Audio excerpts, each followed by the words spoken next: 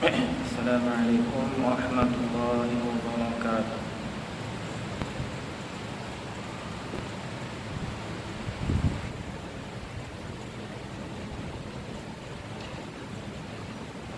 Alhamdulillahi rabbil alamin, wassalatu wassalam ala sayyidil anbiya wal mursalin wa ala alihi wa sahbihi ajma'in.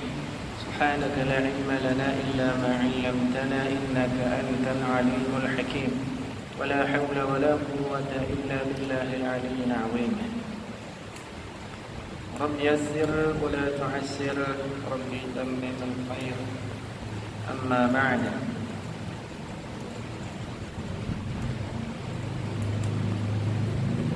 Kita sampai muka surat 218. Qala al-mu'allif rahimahullah ta'ala wa nafa'ana wal muslimin bi ulumi ad-darain amin. Sunat tayammum, muka surat 218. Baik, kita sentuh sikit sebelum daripada ni kita fahami tayammum itu sebagai ganti kepada wudu. Sama ada wudu itu dengan sebab kita tak boleh ambil dengan sebab air tak ada, ataupun air ada tapi kita tak boleh manfaatkan dia dengan sebab sakit, ataupun dalam keadaan air itu dalam jarak yang jauh ataupun sebagainya. Jadi disyariatkan kita untuk bertayamum menggantikan air dalam masalah wudu dan juga mandi junub. Kemudian tayammum. Kalau wudu kita faham dengan air yang bersih, suci. Tayammum dengan debu suci. Jadi kita dah sebut benda tu sebelum ni sebagai pemulangan, dan kita sambung pada itu dah sebut dah rukun, syarat. Sekarang kita sambung dengan sunat tayammum. Baik. Yang pertama, semua perkara yang sunat di dalam wudu maka sunat juga ketika tayammum. Sunat dilakukan pada tayammum perkara yang sunat ketika berwudu, kata dia. Iaitu membaca basmalah. Basmalah itu maknanya bismillahirrahmanirrahim. Basmalah. Kalau a'udzubillah itu disebut ta'awudz. Ta'awud ataupun isti'adah. Kalau bismillahirrahmanirrahim itu ringkasnya disebut basmalah. Jadi kita apa benda pun yang elok-elok, yang baik-baik memang dianjurkan untuk kita mulakan dengan bismillah.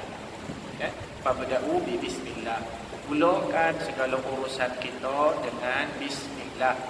InsyaAllah mudah-mudahan dengan kita menyebut permulaan amal kebaikan kita dengan nama Allah, menyebut nama Allah, perbuatan kita itu berkat, perbuatan kita itu makbul, diterima Allah, dan mudah-mudahan memberi kesan yang baik dalam hidup kita.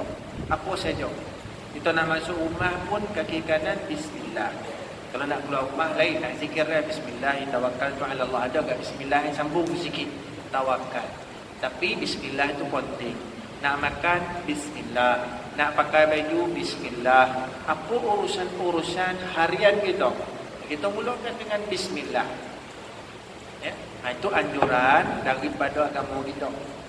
Dan itu yang dilaksanakan oleh Nabi kita Muhammad sallallahu alaihi wasallam. Begitulah dengan hal-hal yang disebut sekarang. Tayammum, wudu, mandi dan sebagainya, bismillah. Amalan kita tidak amal salih. Amal kebiasaan harian itu tak jadi amal adat semata-mata, tapi dia akan jadi amal ibadat, bukan setakat amal adat. Pasal kalau orang mandi untuk bersih begitu saja, dia dapat niat bersih lah, takat badan bersih je lah. Sebab tu Nabi kata innamal a'malu binniyat wa innamal likulli imri'in ma nawa. Kalau kita mandi untuk tujuan bersih badan, dapat bersih badan semata-mata. Cukup macam orang kafir kat. Orang kafir kalau mandi dia untuk bersihan badan, kita mandi bersih badan, dia tak ada beza. Kalau kita mandi untuk ibadah, bersih badan untuk salat, bersih badan untuk tawaf, bersih badan untuk iktikaf dan seterusnya. Maka ada nilai ibadah dekat situ. Jadi baik pahala. Tiap hari kita kumpul pahala melalui mandi saja. Itu tak cerita benda lain.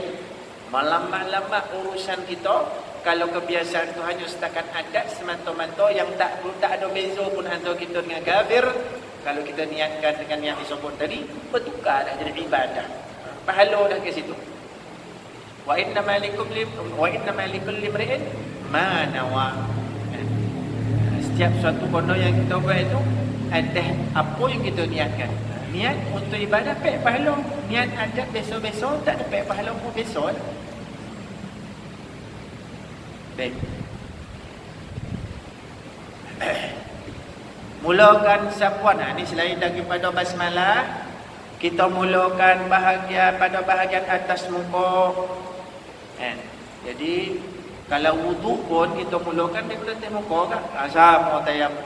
Mulakan daripada atas turun ke bawah dan meratakan semua kawasan wajah ataupun muka. Macam mana kita ambil wudu meratakan dengan air pada bahagian wajah ataupun muka, begitulah tayamum kita ratakan dia dengan debu tanah yang suci. Kemudian mendahulukan sapuan tangan kanan daripada tangan kiri. Sebab dua yang anggota tayamum, muka dengan tangan. Kalau muka kita mula pada atas. Sebab muka ni bukan satu anggota yang pecah dua, jadi ada kanan ada kiri, tak ada. Muka tu satu je. Dia ada muka belah kanan belah kiri, tapi dia tak pecah dua. Tangan ni dia pecah dua. Satu betul tangan, nama satu tangan kanan. Ada satu tangan lagi nama kiri. Dia tak ada muka satu, muka kanan, muka kiri tak ada. Dia muka je, walaupun dia ada bolah kanan bolah kiri. Jadi muka dia tak mula dengan kanan, muka dia mula tengah. Kalau tangan mula dengan kanan. Supaya macam dalam masalah wudu sunat ni. Jadi dua anggota je tayamum. Sama macam wudu. Menyapu sedikit bahagian kepala dan lengan. Jadi maksud dia di sini melebihkan bahagian wajah. Daripada wajah buat kereta dia dah nama kepala. Lebihkan sikit supaya hilang was-was antara tujuan ni. Supaya tak ada rasa was-was yang muka kita sapu tadi ni, sehingga kita rasa macam tak menyeluruh. Lebihan, begitulah dengan tangan. Dalam masalah wudu, tangan itu sunat kita lebihkan sampai atas pada siku. Bahasa kita longan lah, longan. Ini. Kalau bahasa Arab disebut sa'id, tahunnya ke sini ni sa'id. Kalau bahasa kita ni longan lah. Daripada ni naik kereta ni wajib. Paras wajib sampai siku. Sunat naik kereta sikit antara tujuannya supaya tidak merasa was-was antara, tapi sebab utama sunnah. Sebab itu yang dibuat oleh Nabi sallallahu alaihi wasallam. Fadilat dan kelebihan hilang was-was. Jadi naikkan kereta. Samalah dengan tayamum. Naikkan sikit kereta. Taklah banyak sampai bawah ketiak, tak sikit aja. Sama dengan menyapukan bahagian kepala dan lengan. Kepala atas pada muka, lengan atas pada siku. Mana dia muka tu paras wajib, siku paras wajib, naikkan sampai lengan. Sikit je. Berturut-turut antara sapuan muka dan dua tangan. Berturut-turut. Dia tak jadi syarat tapi sunat aja. Berturut-turut ni bahasa Arabnya mualan. Kalau kita ngambil sapu muka, tayamum sapu muka, kemudian ada bunyi telefon reng tengok nama omak ni, nama omak apa pula masalah omak ni, domam. Okey, nak pergi hantar klinik, ambil jawab telefon baru buka kan, tangan belum beli, jawab telefon. Kamu pula bukaan. Ada dalam 3-4 minit apa letak. Adakah kita kena start balik pada muka? Tak payah, sambung tangannya. Sebab tu dia kata sunat mualat, sunat bersambung. Adapun tak bersambung, dia taklah kata makruh, tapi tak sunat. Sunat dia tahu. Tapi kalau ada keperluan kita nak jawab, kau takut omak sakit poning, kita jawab dulu. Jadi mana taklah putih sampai kita kena mulakan balik semula daripada awal. Tak, tahu saja. Sebab dia hanya sunat. Perkara sunat tayamum berturut-turut antara sapuan muka dan dua tangan. Begitu juga antara muka dan tangan, begitu juga di antara sapuan kedua-dua. Sebab sapuan muka dengan tangan dia bukan macam wudu. Wudu kan dia 3 kali kan. Anggota wudu, tayamum tak. Tayamum sekali je. Kan darbatan bil wajhi wa darbatan bil yadain. Satu kali sapuan dengan muka, satu kali sapuan ataupun satu kali sapuan dengan dua belah tangan. Faham? Darbah ni maksud sekali tepuk. Darbatan bil wajhi wa darbatan bil yadain. Sekali tepuk untuk muka, sekali tepuk lagi untuk dua tangan kanan dan kiri. Jadi tak tiga-tiga macam wudu. Tapi kalau wudu dia sunat tiga-tiga, tayamum tak. Hanya sunat kanan kiri. Jadi kita kata tadi, apa yang jadi sunat dalam tayamum, sunat juga pada wudu. Apa yang jadi sunat pada wudu, sunat juga pada tayamum. Tapi bukan keseluruhan antara ni. Tiga pada wudu itu sunat, tetapi tidak pada tayamum. Baik, kemudian mengucap syahadat dan berdoa dengan doa ma'thur. Apa maksud doa ma'thur? Doa ma'thur adalah doa yang sabit disebut di dalam hadis. Kan? Dalam masalah doa, tak kisahlah kalau hadis itu lemah sekalipun. Untuk beramal dengan amalan-amalan doa, tak kisah kalau kita baca hadis tu di bawah tu, rawahul imam sekian-sekian, taraf hadis, dhaifun contohnya. Tak apa kalau kita nak amal pun. Tapi yang terbaik kita ambil dan amal daripada sumber yang sahih. Kan? Jadi di antara yang jadi sunat selepas wudu adalah berdoa. Begitu juga kita tayamum. Asyhadu an la ilaha illallah wa asyhadu anna Muhammadan abduhu wa rasuluh. Allahumma ja'alni minat tawwabin wa ja'alni minal mutatahhirin wa ja'alni min ibadikal salihin. Kan? Itu di antara doa selepas wudu sama dengan kita lepas bertayamum. Jadi ma'thur di situ, ma'thur adalah doa yang kita ambil daripada hadis. Ma'thur. Doa yang ma'thur. Kalau kita nak terjemahkan dalam bahasa Melayu supaya kita ada kepenghayatan dalam doa, boleh je. Allah maj'alni minat tawwabin wa ja'alni minal mutatahhirin. Kita baca yang tu, kemudian kita baca lah bahasa Melayu. Kalau bahasa Melayu semata-mata taklah berapa bagus, kecuali kita sebut yang Arab, kemudian kita sebut yang Melayu itu bagus. Tapi kalau semata-mata Melayu pun tak ada masalah. Masalah apa? Dia bukan perkara yang syarat. Itu pun wajib. Baik.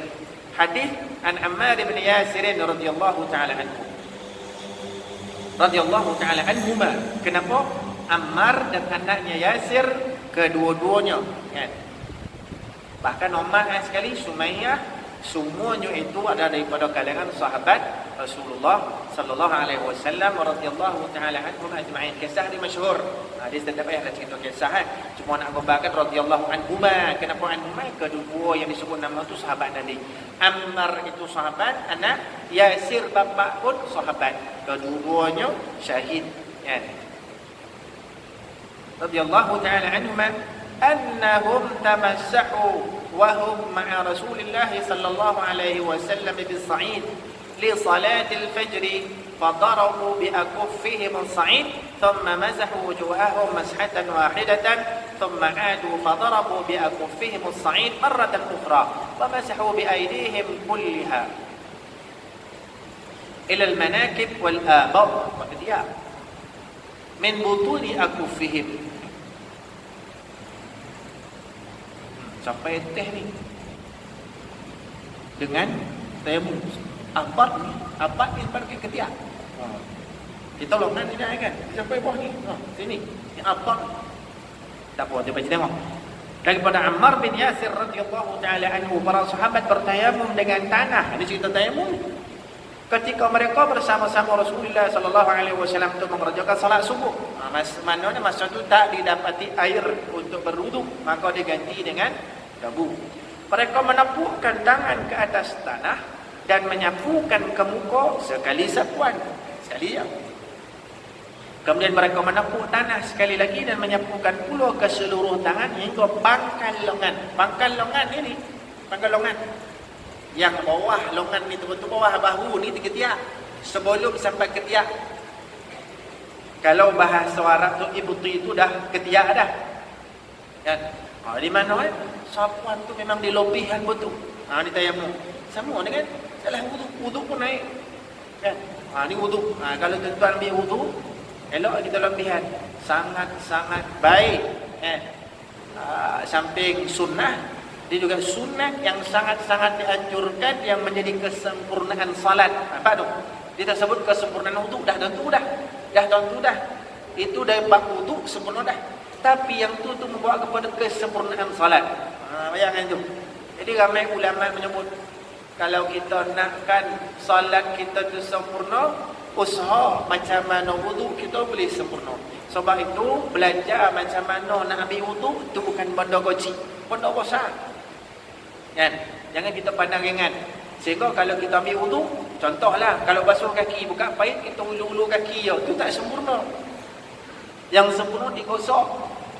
Yang sempurna dilebihkan daripada buku leli. Itu tahap wajib. Naik atas sampai ke botih. Yang sempurna dimasukkan ke celah-celah jari. Yang sempurna yang masuk celah jari itulah menggunakan anak jari. Jari kelengkeng tangan kiri. Sempurna lagi. Masuk celah tu bermula kaki kanan daripada jari kelengkeng sampai ke jari kiri. Bermula ibu jari sampai jari kelengkeng. Itu banyak. Itu bab kaki baru tu.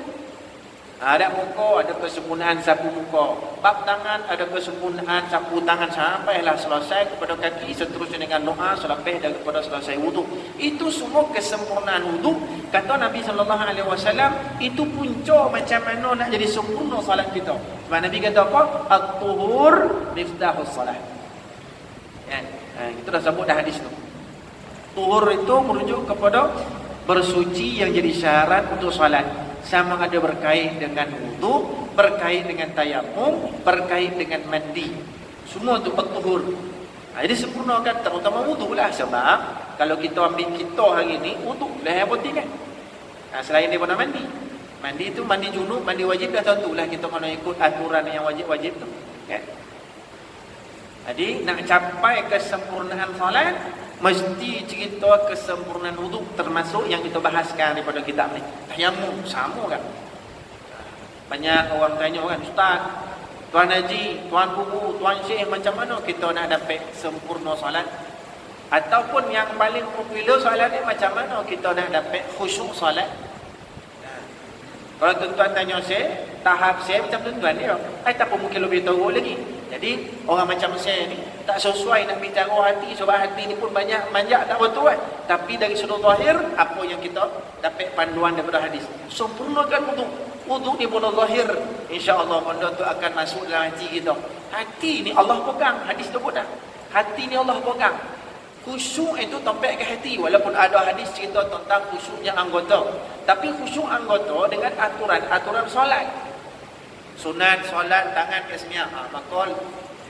Maka itu disebut khusyuk anggota. Jangan ke sana kemari gorak tentu arah, khusyuk anggota. Mata tengok sampai sujud, jangan melihat keteh ke bawah, keteh ke bawah, kiri kanan. Itu khusyuk mata. Khusyuk telinga tundukkan pada bacaan, sama ada kalau semayang seseorang bacaan kita sendiri. Sebab tu kalau kita semayang, terutama Fatihah yang rukun, kita baca kena dengar ke telinga kita. Kita takbir nak kena dengar ke telinga kita. Kita beri salam nak kena dengar telinga kita. Kadang-kadang boleh orang semayang sebelah kita, takbir tak bunyi langsung, angkat tangannya. Boleh kita katakan tak sah semayang tak dengar langsung. Ataupun mungkin dia sebut hanya takat bisik-bisik macam ni. Bukan bisik, dia punya angin. Tak ada apa. Sebab tu kena longat telinga kita. Duduk sebelah kita, sepatutnya kita duduk sebelah ni longat takbir dia tu. Sekurang itu lah nipih-nipih longat. Tak ada. Betul-betul tangan ni rengkit. Tak boleh tu. Salam sama. Assalamualaikum. Kena longat telinga kita. Fatihah sama kan. Kalau dengar ke telinga kita, kalau kita sendiri baca kita tak dengar, mining dia bunyi angin. Tak boleh. Kena dengar. Jadi bondo-bondo ni jadi kesempurnaan solat. Bahkan yang menjadi sebab solat kita tu sah ataupun tidak. Jangan main kita, ustaz semayang kira hati-hati kita khusyuk settle, tak boleh. Itu semua hujah menyesatkan kita. Bertepuk tangan dah setan tu. Pasal orang macam ni memang dia takkan pergi belajar bukan kitab-kitab fiqh ni. Ini semua tak ada guna ni dia. Yang patut kita ni zikir, hati kita zikir, hati kita khusyuk, dah mula disosek dia setan, dia tak sedar. Ni bahaya ni. Ada kelompok-kelompok macam ni. Sangat bahaya. Dan Nabi dah beritahu dah fitnah akhir zaman, orang-orang jadi beribadah inilah yang jadi sebab dia mudah disosek dia setan. Pasal apa? Tak nak belajar. Kan? Dia komplain pula orang lain sembahyang pumpang baca. Tunggang tunggit sujud rukun ni. Kan? Tengok tak tidak sembahyang dia. Masalah ni. Kalau belajar, kita sama-sama belajar sebab kita nak selamat akhirat. Tu je. Ada kan hari ni video keluar viral. Satu orang perempuan ambil gambar dekat kubur, bunyi nyorik kan. Saya tak heran mana tau. Bukan tak heran azab kubur kita tak takut. Tak, kadang-kadang benda macam ni melahirkan takut kita. Bila dah tak ada takut ni. Sedangkan kita tanam di hati kita, persoalan kubur itu benar, azab kubur itu benar, nikmat kubur itu benar, soalanmu karena kira kubur itu benar. Itu semua benar. Jawab berlaku. Ya. Tak perlu tunggu viral video ni baru kita nak jadi. Tahu. Itu semua boleh edit tuan-tuan. Orang nak popular tu macam-macam cara saya ni.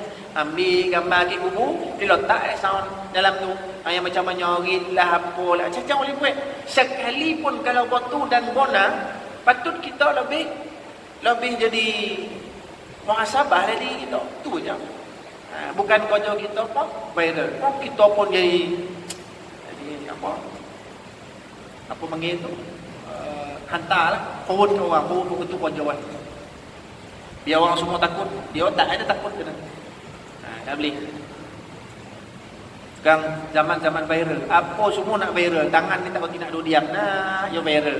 Kan? Daripada kita pegang handphone, kadang-kadang orang tua tuan-tuan minta maaf sebut orang tua. Tak lokang tangan ni tu ya kerja. Assalamualaikum warahmatullahi wabarakatuh. Assalamualaikum warahmatullahi wabarakatuh. Capai handphone tahu. Tak tahu lah boleh buat main game kau WhatsApp kau itu pun tak tahu. Dah beruban lah, rambut beruban, nisai beruban, janggut beruban, gigi dah beruban, semua dah ada dah. Main dia lagi handphone tu. Apalah salah diganti handphone tu dengan tasbih. Bukan kita nak belakang, tapi memang itulah yang kita menongweh ujung-ujung usia ni. Bukanlah kata mati tu yang tua dulu pada muda, tak. Tapi sepatutnya tak kira lah muda kau tua. Tak kisah. Tapi itu tanggungjawab kita zaman fitnah yang menjauhkan kita daripada Allah dan pada agama. Inilah benda yang kita tak nampak. Telefon ni yang jauhkan kita daripada agama, jauh kita pada Allah. Betul lah kita tanafi ada yang menggunakan dia atas jalan manfaat. Betul. Dia boleh bilangan jari. Yang banyak yang lekor. Jadi judi-judi kita ni eloklah kita tukar. Kalau kita rasa yakin boleh jaga diri kita, hati kita daripada riak takabur ujub, capai tasbih tu kalau boleh buat. Bukan mahal pun lah. RM10 tu kurang lawa dah. Subhanallah, di pun lekor tu kan. Mata makin gabun. Tangan buat dosa. Mata buat dosa. Tengok buat dosa. Tari. Allah dah jadi. Akhirnya dah setahun, 2 tahun dah apa? Dah besok. Dia dah mula ketagih tasbih. Macam rokok lah. Kalau dah merokok ketagih tak ada rokok, pengsan pun ni. Kalau tasbih ni, kalau tak ada tasbih kat tangan, dia mula mencari. Kalau pergi masjid, tasbih lupa, dia setiap boleh balik, patah balik rumah ambil tasbih untuk pergi masjid. Sekupalah macam orang kata gini dengan handphone. Kalau dia pergi mana-mana nak pergi Seremban makan jauh. Dah tengah jalan dah boleh patah balik untuk handphone. Untuk handphone dia. Kalau Quran tinggal tak apa. Tasbih ingat tak apa. Kalau jangan handphone tinggal mengelupu ni. Okey, tengok ni. Cerita handphone lah pula. Kitab.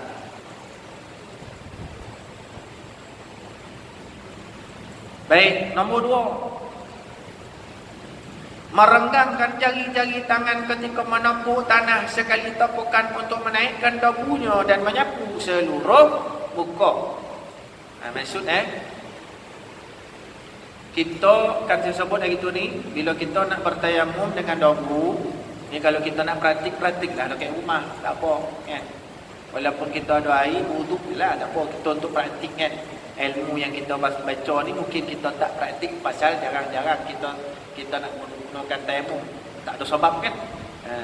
Jadi hari banyak, sakit tak sakit, tiba-tiba nak tayamum, tak ada lah kan. Jadi kita nak praktik. Ambil kau tayamum, tak tapu tu tapu. Dia carut tapu. Kalau tapu. Kalau tak aja, tapi macam mana pun tu sunat. Untuk menaikkan dagu kita tu, gantung ke tangan kita, sehingga bila kita sapu ke muka, maka kita gantungkan muka, samalah dagu tu ikut menggantungkan kawasan muka. Tapi kalau letak-letak macam tu ya, mungkin ada bahagian daripada tangan kita yang tak kena. Mungkin tengah-tengah tak kena, mungkin daripada tepi-tepi sikit yang tak kena. Tapu sunat. Menghilangkan was-was kita. Yakin semua dagu tu dah kena. Dan tiup kanan dulu. Tahu tiup kiri. Nak tiup boleh, nak batuk pun boleh, nak dua-dua boleh. Batuk, tiup, sapu. Kanan dulu, kemudian kiri. Baik, selesai. Begitu juga dengan kedua belah tangan, kata dia. Sebab tayamum itu dengan dua tapu darbatain. Darbatan lil wajhi wa darbatan lil wajhi wa darbatan lil yadain.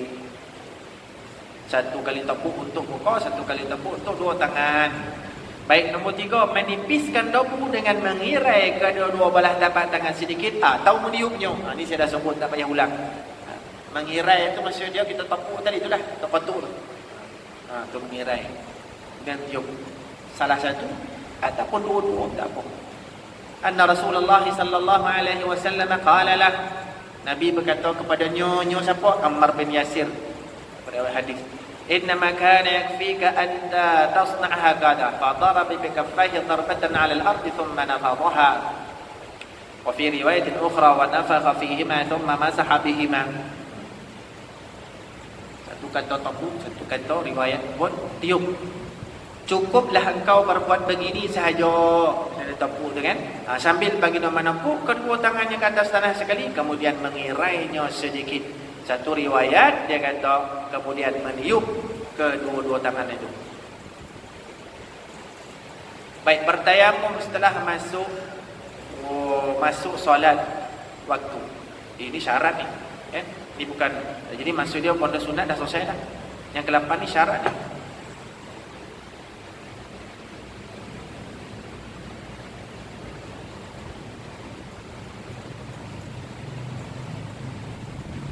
Baik. Bertayamum setelah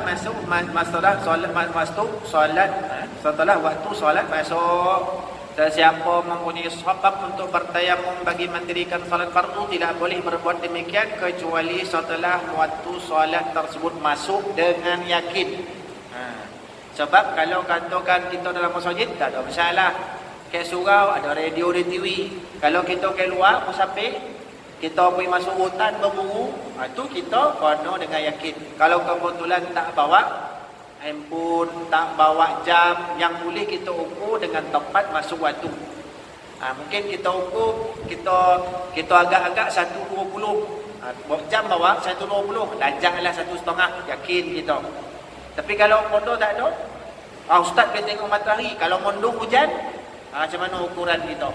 Jadi kita ijtihad dengan yakin. Begitu juga dengan masalah kiblat. Tayamum pun mesti kita tahu kiblat dulu. Syarat dia nak tahu kiblat. Saya tak tahu, kita dah sebut ke belum? Dah sebut belum? Syarat nak tahu kiblat dulu, dah sebut belum? Ini nombor 8 tadi syarat ni. Syarat untuk tayamum, 1, masuk waktu. Waktu masuk dengan yakin. Nombor 2, kena tahu kiblat dengan yakin. 1, kiblat dulu. Tahu kiblat dulu. Yakinlah. Sama dengan masalah waktu. Jadi sama juga masalah. Kalau kita surau saja dah tentu, kat rumah dah tentu. Kalau musafir tak ada alat yang boleh mengukur mana arah kiblat. Kalau kita dalam hutan tak ada sesuatu yang boleh kita ukur arah kiblat. Mungkin kalau corah matahari kita boleh agak-agak arah matahari mana terbit, mana termalam. Sebab arah kiblat biasa condong ke arah matahari termalam. Boleh kita agak. Kalau mondok, tu kena ijtihad. Agak-agak kalau ikut angin kuat bola-bola sini katalah contoh orang pandai berangin ni arah kiblat, ijtihad dia dengan yakin. Orang nombor pula tak dan rasa bukan ni dah, sebab kalau ikut dia belajar dulu masa darjah 6 kata dia arah kiblat kalau ikut angin sini belah ni kata dia. Kita pula tak, dia yakin belah ni tak. Maka kedua-duanya kena semayang ikut arah yakin. Seorang kalau saya yakin bola ni, dia pula yakin bola ni. Kedua-dua wajib arah masing-masing, ijtihad masing-masing. Saya ijtihad bola ni, dia ijtihad bola ni. Kalau dia ikut saya, batal semayangnya. Saya ikut dia, batal semayangnya. Kita kena semayang ikut kiblat, ijtihad yakin kita masing-masing. Itu kalau dalam hutan ataupun seumpama tak ada benda yang kita boleh hukum.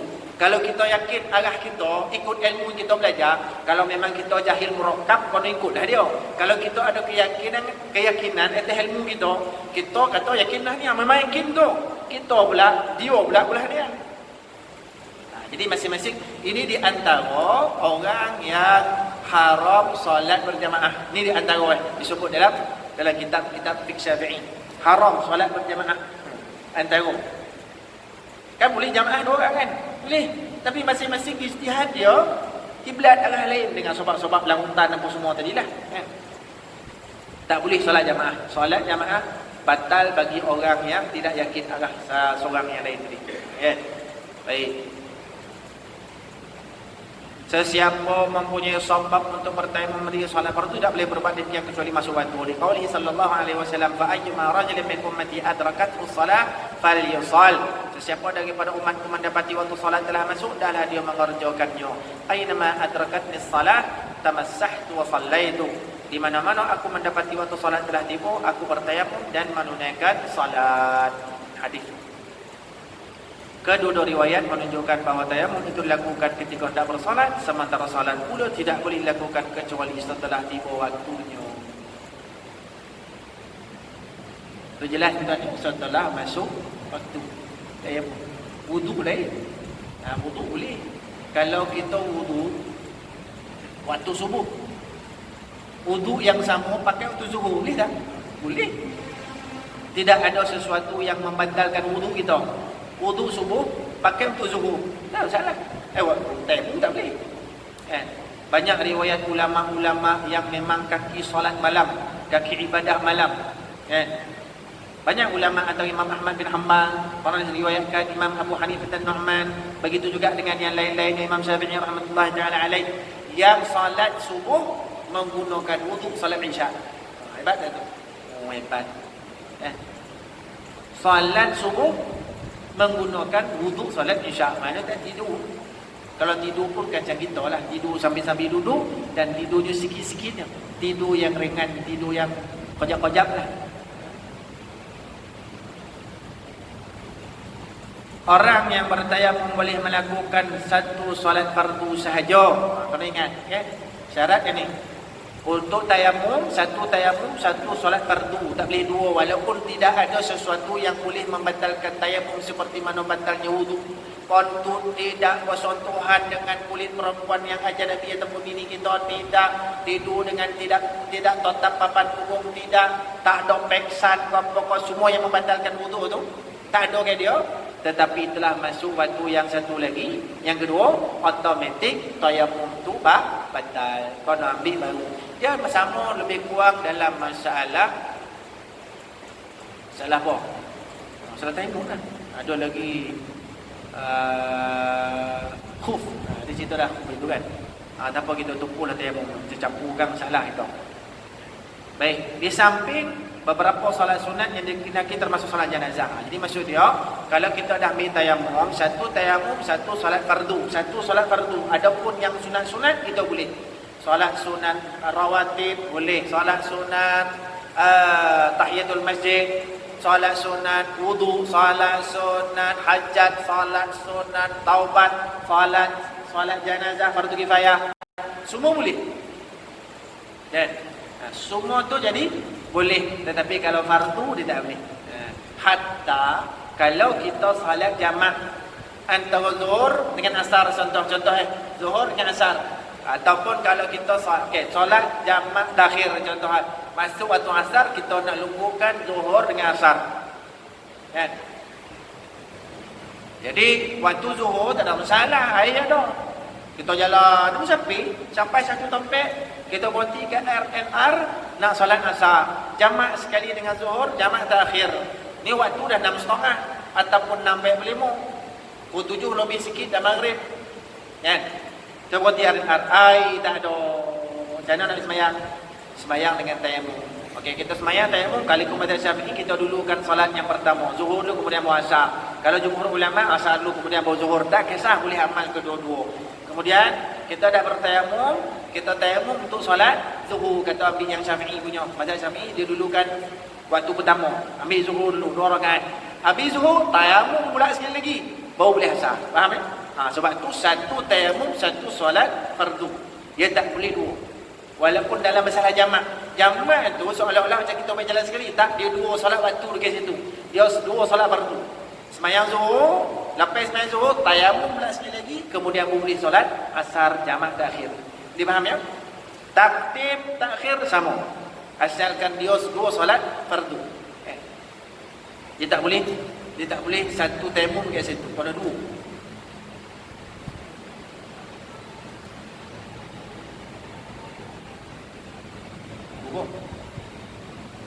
Dah masuk kan? Elok pun ada tu. Wallahu a'lam. Soalan tak boleh. SOP. Boleh soalan tak banyak lebar pula kan.